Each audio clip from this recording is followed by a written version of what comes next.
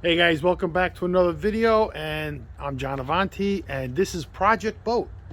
This is a 1986 Grady White 22-3 tournament. Now this is basically like a family fishing boat, but I think they set it up more like a fishing boat, and you can see the deep V on it, where you could probably go offshore with this.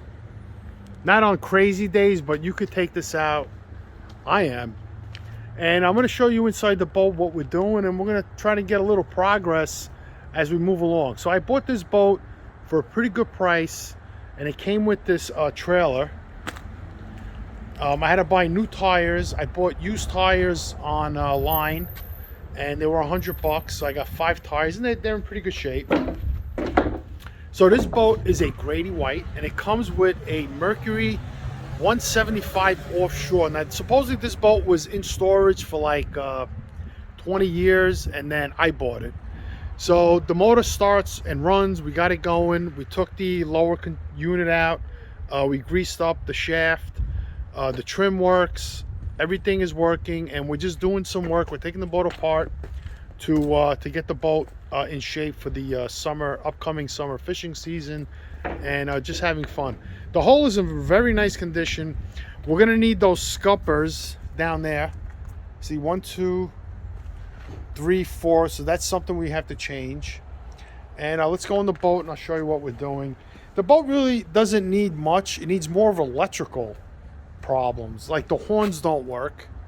So I found horns online, and they're like $60, and then they have cheaper horns without the covers that are more money. So I think I could just take those covers off and just buy the cheaper horns that come with a button. And let me show you that. So we have the brush, the gaff. Those are some of the tools of the trade. So let's go here on the boat. I'll show you around this Grady White. I mean, this boat is pretty awesome. And they sold a lot of these in a 19-foot version, but not too many in the 22-3. So here's the helm. So what we did is we took out the old gauges, and I took it all apart. So we bought these new switches. These light up at night. And this was the old switch panel, like that, see? So we're gonna put this back here with a square switch panel that's gonna be for USB, and a plug and a switch to turn it on and off, so you don't have to turn the whole boat on. We're gonna change this whole panel in here. There was some weird GPS in that, and that's a big storage compartment. We're gonna keep the radio. The radio still works. They still sell that radio, and I don't even know how you're gonna reach all the way back there, but you know, it's storage. So we're gonna mount the GPS here. The original one was mounted right there. So we took that out. It was just garbage. I mean, it was terrible stuff. We started kind of cleaning the boat. There's some, gel coat cracks. Not too bad, but don't forget, it's an 86. So here's one of the seats for the passenger. And then in here, which is like pretty cool, you have a live well right here, and then you have another fish box. I guess you could keep, you're catching there with ice. And then there's another fish box here, right here. Look at that. That thing is huge. You can fill that up with ice and throw your fish in there. And you have that whole section there. You could probably put like a small little cooler. And you have that whole area. You could put something, and then people can sit here and here. And then you come around on this side, and you have another live well, like right in here.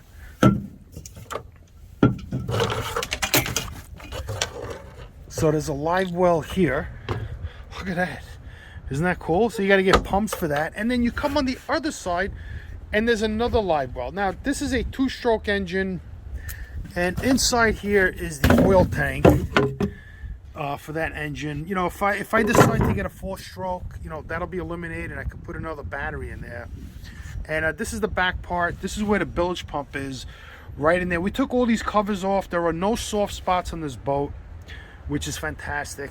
So basically what happens is when you get flooded back here, the water comes out of those holes. And this is the battery compartment in here. There's one battery, brand new, I bought it.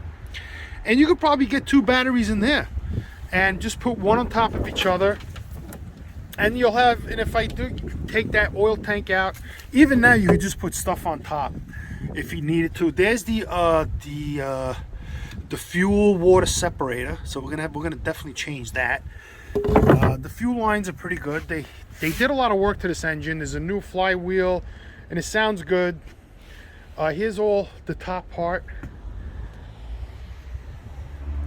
and then you have these storage compartments here. You have this one. There's a lot of room in here. So basically, if you buy the new one, they still make this boat. They might even still use the same hull. What they did is they made this come up to here, right? And there's a door, and you can go inside, and there's a bathroom. That's how it is. So you don't have this compartment, but you have this side, but you'll have like a bathroom and storage, and it's just more room. It's a different setup. Then you have this in here. Let's see if I can turn the light on. Yeah, you have that in there. That's all for the helm, and this is all storage as well. All right, so then if you come around this way, you have a tackle box. Look at that, right? And then here you have another under deck storage. You know, you could put whatever in here. We're gonna clean all that out. And the anchor is stored in here, right? And then if you come around, I think there were seats here, but they put those rod holders, right? And this is how the boat looks from the front to the back. It's a pretty great boat. And these decks here came up, and under here, under this part here, one day when we take these up, I'll do like a part 2. It's just empty. There's nothing here, but here is a water tank, and this is a 91-gallon fuel tank, and that water tank runs this freshwater washdown.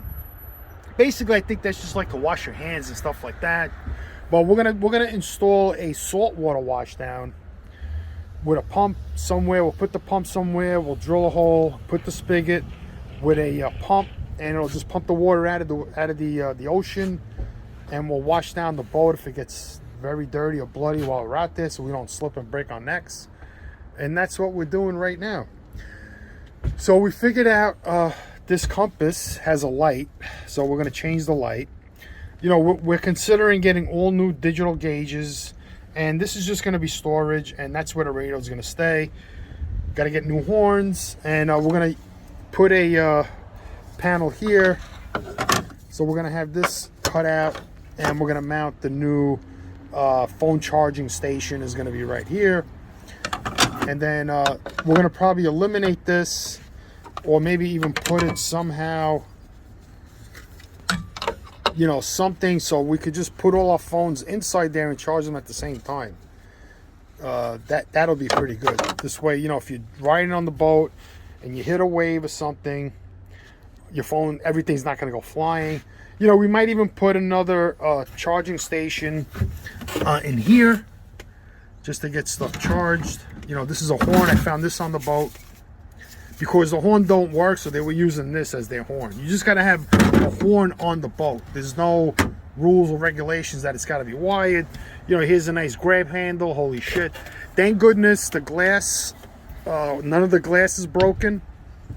It works. The windshield washer works. This boat did come with a bimini top and I think a full canvas enclosure. Stop fucking videotaping. All right, so we're trying to figure out all the wiring in case we put all digital gauges on here. I kind of like the nostalgic speedometer. It's not going to work anyway. We're going to monitor our speed on the GPS, or else we're going to have to get a speedometer. And what you do is you put it on the back of the boat. I'll show you. So this is the speedometer, and it gets connected to the gauge on the boat. This is broke. You can see it broke off, and that's how you monitor speed. This thing spins, and it monitors your speed. I guess this sits like that somehow underneath the boat, and or like this on the side, and then the water just, you know, just spins through that, and you get your speed. You know, we got to get these new clips.